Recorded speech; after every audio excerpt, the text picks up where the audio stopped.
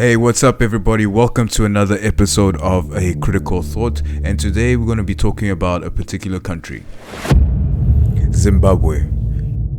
Now, Zimbabwe is one of Africa's most marveled countries, right? From its nature reserves to its plateaus, famous resorts like Victoria Falls, all the way through its animals, creatures, game reserves. They're just amazing places to see in Zimbabwe. But like a lot of African countries, Zimbabwe has been struck with hard economic turmoil. For decades, the country has been going down through this economic hardship. Many people were losing their jobs, the price of living had risen, and ultimately nobody could afford to employ anybody. And this all happened under the rule of this man, Robert Gabriel Mugabe. Man, this man single-handedly destroyed the country. You look up hyperinflation and you see this. As this is what a Zim currency looks like, $1 trillion. People were walking around with it in barrels, man. In order to buy bread, people will have to carry heaps of money in barrels in order to get what they wanted. This really struck the country and caused extreme poverty, and it's been like that for decades. And honestly, I think that people of Zim have been really tired with the rise of social media and different platforms advertising luxury. People are willing to do anything in order to achieve their financial dreams. Enter Exhibit A. Right now in Zimbabwe, people are willing to sell body parts in order to achieve their financial goals. Once again, this is due to unfavorable living conditions. But the people here are not doing it to gain a better life, but a luxury life. You know, this is comparable to what the Instagram models do when they go to Dubai and do the whole portal party thing.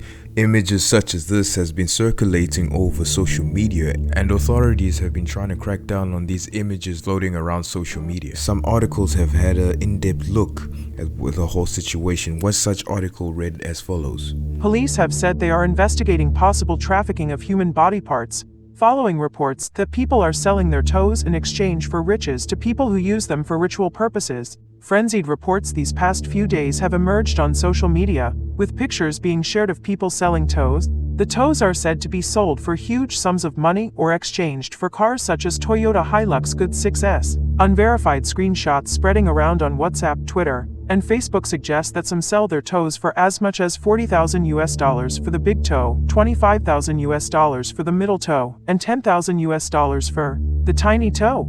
Memes and jokes have been spread across social media, with people laughing at pictures of some who have reportedly sold their toes for varying amounts of money. Yeah, look, it is safe to say that we live in a society where people will do anything for money. You know, from porta parties now to people chopping their feet off. But you gotta understand that sometimes people get brainwashed by what they see on social media. They think that chasing this luxury lifestyle is all worth it, but at the end they have to sacrifice a big part of them, and in this case, a body part. And even the traditional healers in the next part of this segment do not agree with this act. They even believe that the individuals taking part in this are basically selling their soul, you know?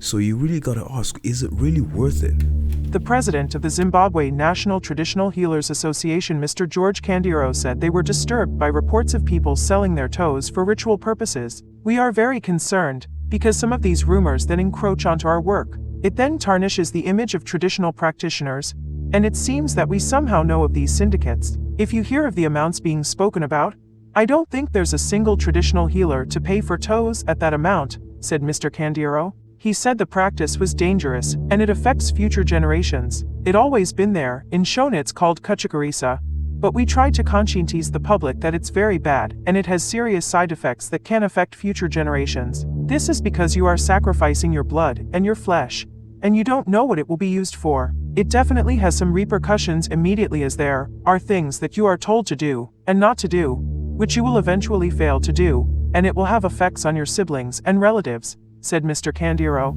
Yeah, look, whether you're an African and believe in ancestors or Christianity, Hinduism, or you even an atheist, one thing is very clear, that blood sacrifice is never the right thing to do. Yeah, there's never anything good that comes out of blood sacrifice. So understanding that, why would you go about and do it?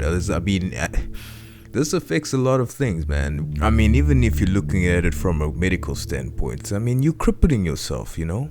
It's something that can never be taken back. You're putting yourself in a situation that you can never fix. Once it's gone, Mahal, it's gone, bruh. He explained what the exchange of body parts entails and adverse effects of the ritual. Kachakarisa is basically you sacrificing yourself with parts of your body or your blood, or to take someone's blood or someone's organ to make rituals that then enrich you or make you have money, which you don't work for, said Mr. Candiro. You are then told not to do certain things, and you might not enjoy your life. Other people are told not to sleep indoors, not to use to relieve themselves in the toilet and are supposed to use the bush. Other people are given certain hours when they should indulge in sexual activities and/or not to marry. When you, the perpetrator, are gone, this is when relatives start consulting traditional practitioners who tell them what you have done, and they tell them of problems, such as bad luck, people who fail to get married or getting employed, getting sick, or even dying in the family. They now have a task to undo what you did. So now you've destroyed your life and you've left a trail of destruction for other people to fix. Is that really fair?